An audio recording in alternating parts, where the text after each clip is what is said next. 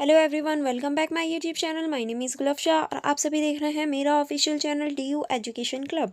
आई hope आप सभी ठीक होंगे और आप सभी अपनी अपनी स्टडी कर रहे होंगे। जैसे कि आप सभी देख पा रहे हैं, ये आपके सोल की बुक होने वाली है कि अगर आप लोग भी बीए ऑनर्स कर रहे हैं तो ये बुक आपके लिए बहुत ज़्यादा इंपॉर्टेंट होने वाली है। मैं आपको बीए ऑनर्स की जो आपकी राजनीति विज्ञान है यानी पॉलिटिकल साइंस है, सेमेस्टर 2 की, आज हम इस बुक को कवर करने वाले हैं। देखिए, ये जो वीडियो है, आज हम इस वीडियो के माध्यम से इस पूरी बुक का जो सिलेबस है यानी आपका क्या सिलेबस होने वाला है उसको डिस्कस करने करेंगे। फिर स्टेप बाय स्टेप हम इस बुक को कवर करेंगे। चलिए फिर बिना देरी करे हम इस बुक का नाम देख लेते हैं। जैसे कि आप देख सकते हैं, ये जो आपकी बुक है जो कि आपकी सेमेस्टर सेकंड की है, इसका नाम है लोक प्रशासन पर दृष्टिकोण और इंग्लिश में इस बुक का नाम दे रखा है एक्टिव ऑन पब्लिक एडमिनिस्ट्रेशन। ये आपकी बुक का नाम दे रखा है। अगर आप भी बीए ऑनर्स कर रहे हैं और पॉलिटिकल साइंस से कर रहे हैं और आपके पास भी ये बुक है तो ये वीडियो आपके लिए बहुत ज़्यादा इंपॉर्टेंट होने वाली है। क्योंकि आप लोग स्टडी तो स्टार्ट कर देते हैं बट पता ही नहीं होता क्या पढ़ना है और किस तरह से पढ़ना है। तो आज की इस वीडियो में आप पूरा ही सिलेबस देख पाएंगे जो कि आपकी बुक का एक्चुअल में सिलेबस होने वाला है, ठीक है,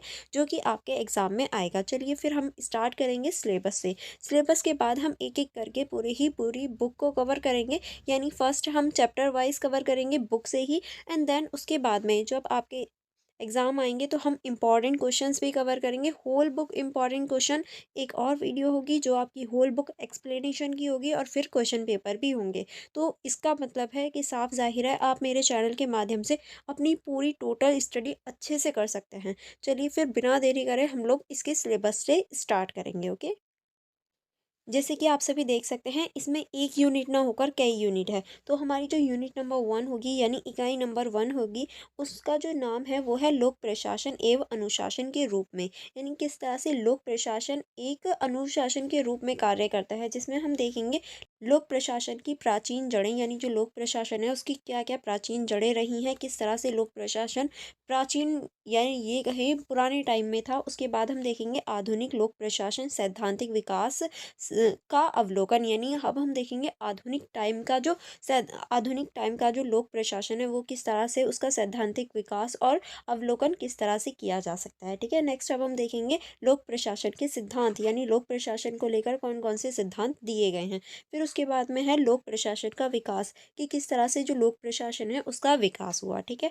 जो हमारी सेकेंड यूनिट है उसमें आपको कई चैप्टर देखने को मिलेंगे। सेकेंड यूनिट का नाम होने वाला है सैद्धांतिक परिप्रेक्ष्य, जिसमें आपका जो चैप्टर नंबर 1 होगा वो होगा आपका वैज्ञानिक प्रबंधन दृष्टिकोण। यानी जो वैज्ञानिक प्रबंधन दृष्टिकोण है उनके बारे में आपको यहाँ चर्चा देखने को मिलेगी। उसके बाद में आपका चैप्टर नंबर 2 होगा जो कि है हमारा मैक्स वेबर का नौकरशाही सिद्धांत। देखिए, ये जो मैक्स वेबर का नौकरशाही सिद्धांत है इससे हमेशा क्वेश्चन बनता है, तो ये इंपॉर्टेंट चैप्टर हो जाता है, ठीक है। उसके बाद में है हमारा मानव संबंधित सिद्धांत, जो कि ये भी बहुत ज़्यादा इंपॉर्टेंट हो जाता है, ठीक है। ये सिद्धांत जो होते हैं ये इंपॉर्टेंट होते हैं।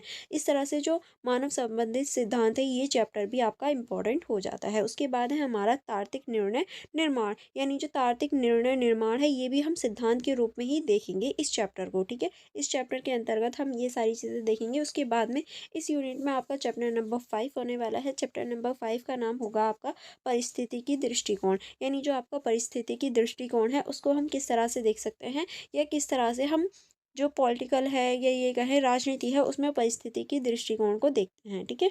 यहाँ हमारी सेकंड यूनिट कंप्लीट होगी और फिर हमारी स्टार्ट होगी थर्ड यूनिट।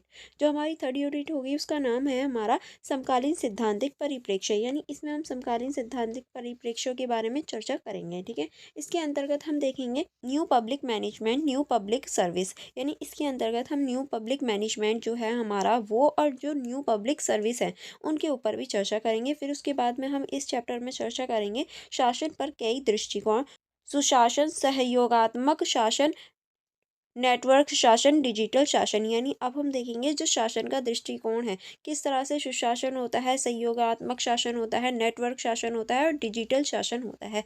इसके बारे में भी हम इस बुक में चर्चा करते हुए दिखाई देंगे, ठीक है। चलिए आगे बढ़ेंगे। आगे अब हमारा जो नेक्स्ट यूनिट है यानी यूनिट नंबर 4 जो होगी उसका नाम है आपकी यूनिट नंबर 4 का लोक प्रशासन में लैंगिक परिप्रेक्ष्य, यानी जो लोक प्रशासन है उसमें लैंगिक परिप्रेक्ष्य को देखेंगे। इसके अंतर्गत हम देखेंगे लिंग और शासन की किस तरह से लिंग और शासन को एक साथ देखा जा सकता है।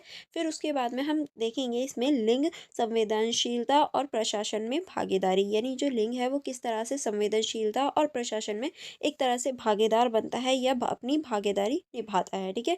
एंड यहाँ आपका जो सिलेबस है वो कंप्लीट हो जाता है। यही आपका पूरा बुक का सिलेबस होने वाला है। आई होप आपको सिलेबस अच्छे से समझ में आ गया होगा। अगर आपको कोई डाउट हो या कोई प्रॉब्लम हो तो आप मुझसे कमेंट बॉक्स में पूछ सकते हैं। अदरवाइज़ आप मेरे यूट्यूब चैनल को सब्सक्राइब कर लीजिए, ताकि जब मैं इनकी चैप्टर्स वाइज वीडियो लेकर आऊँ आप उन्हें देख पाएँ और अपनी स्टडी जो है वो अच्छे से कर पाएँ। अगर फिर भी आपको कोई सिलेबस में कन्फ्यूजन रह जाती है या कोई डाउट हो तो आप मुझसे पूछ सकते हैं। अदरवाइज़ आप मेरा टेलीग्राम ग्रुप भी ज्वाइन कर लीजिएगा। वहाँ मैं लाइव भी आती हूँ और आप मुझसे अपने डाउट भी पूछ सकते हैं। मेरा टेलीग्राम ग्रुप का लिंक आपको डिस्क्रिप्शन बॉक्स में मिल जाएगा एंड मेरी इंस्टाग्राम आईडी भी मिल जाएगी। अगर आपको कोई डाउट हो तो आप वहाँ मुझसे आके पूछ सकते हैं। चलिए, आप मेरी वीडियो को लाइक करना एंड मेरे यूट्यूब चैनल को सब्सक्राइब करके बेल आइकन को प्रेस करना मत भूलिएगा, ताकि जो मेरी अपकमिंग वीडियोज़ आएँ आप उन्हें जल्द से जल्द देख पाएँ और अपनी स्टडी अच्छे से कर पाएँ। Thank you for watching everyone.